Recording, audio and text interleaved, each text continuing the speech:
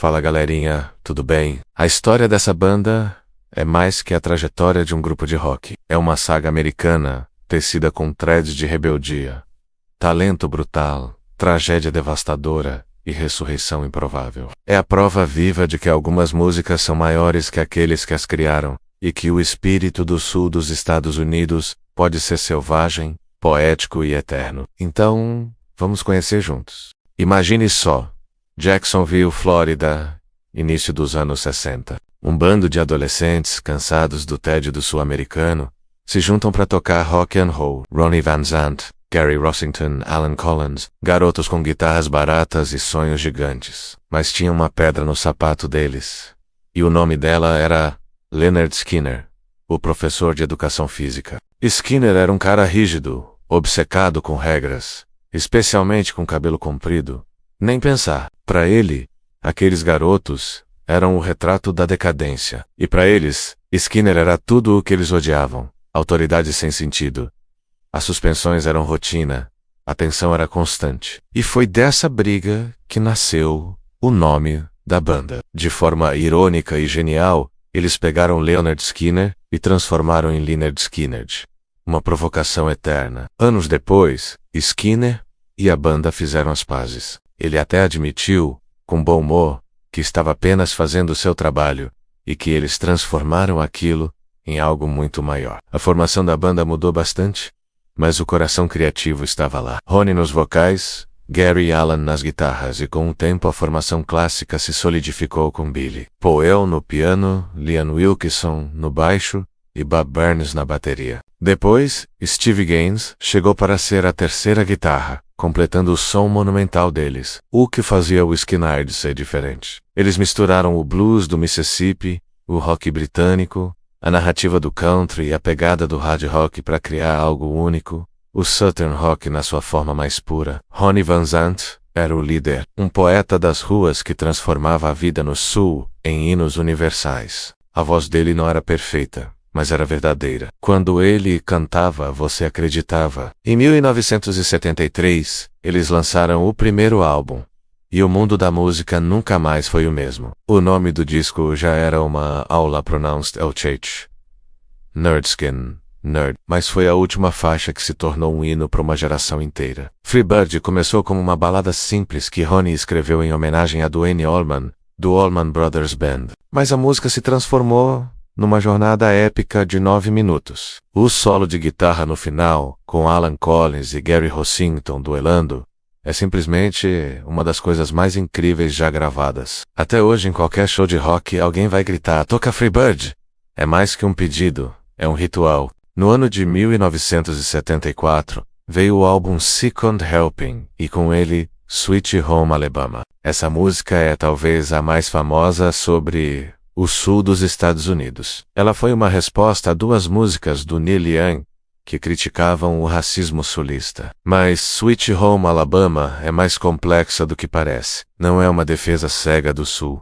É uma declaração de amor complicado e orgulho pela terra natal, cheia de contradições. A música virou um fenômeno cultural, tocada em todos os lugares. E o mais irônico é que Neil Young e a banda viraram amigos, provando que a música está acima de qualquer briga. Cada música era um retrato fiel do sul-americano, com sua violência, sua beleza, seus valores e seus vícios. O Skynyrd não enfeitava nada, eles contavam a verdade como a viam. Em 1977, a banda estava no auge absoluto. O álbum Street Survivors mostrava um grupo com uma criatividade transbordando. Steve Gaines tinha elevado o som das guitarras a um nível absurdo. As letras de Ronnie Van Zant estavam mais maduras do que nunca. O sucesso era total.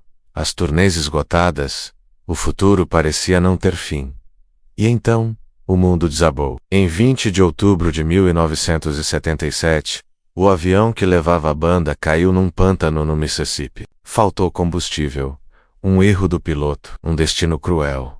Ronnie Van Zant morreu no impacto, com apenas 29 anos. Steve Gaines, o guitarrista virtuoso que tinha acabado de entrar, e sua irmã, a backing vocal, Cassie Gaines, também se foram. O empresário da banda e os pilotos também não sobreviveram. Os sobreviventes ficaram gravemente feridos. Gary Rossington quebrou as 2 pernas, um braço e a pelvis. Alan Collins sofreu ferimentos que o atormentariam pelo resto da vida. A capa original do álbum Street Survivors, que por uma ironia macabra, mostrava a banda cercada por chamas, foi rapidamente retirada das lojas. O Lynyrd Skynyrd, no ponto mais alto de seu poder, simplesmente deixou de existir. A dor era insuportável. Os membros que sobreviveram juraram nunca mais tocar sob aquele nome.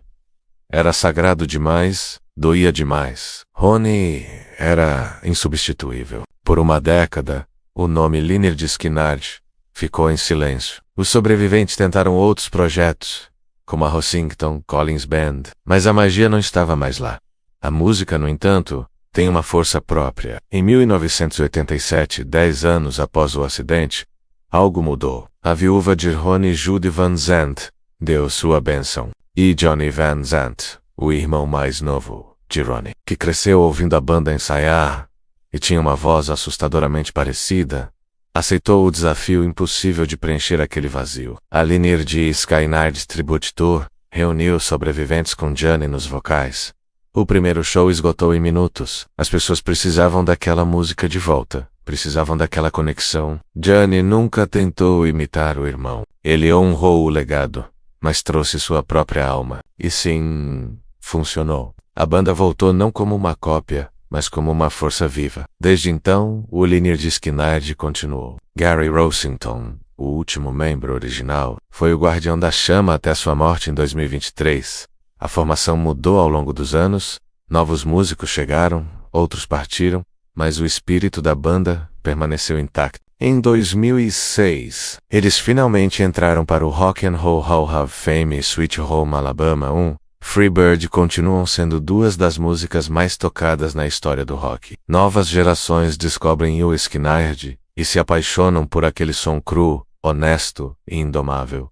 A história deles é sobre resiliência. É sobre a capacidade de criar beleza a partir da dor, de transformar o trauma em arte. É sobre se recusar a morrer. De garotos suspensos da escola por causa do cabelo a lendas imortais do rock. De uma tragédia que deveria ter sido o fim, há um retorno que provou que certas músicas nunca morrem. Quando você ouve os primeiros acordes de Free Bird, não está ouvindo apenas uma música. Você está ouvindo o som de Jacksonville nos anos 60, o rugido das motos, a dor daquele dia de outubro de 1977, e acima de tudo, a determinação de continuar não importa o que. O professor, Lynyrd Skynyrd, nunca poderia imaginar que ao punir aqueles garotos rebeldes, ele estava na verdade batizando uma lenda. O Lynyrd Skynyrd provou que às vezes os maiores atos de rebeldia se tornam parte da nossa cultura, e que o espírito selvagem e livre, como um pássaro, voa mais alto que qualquer coisa.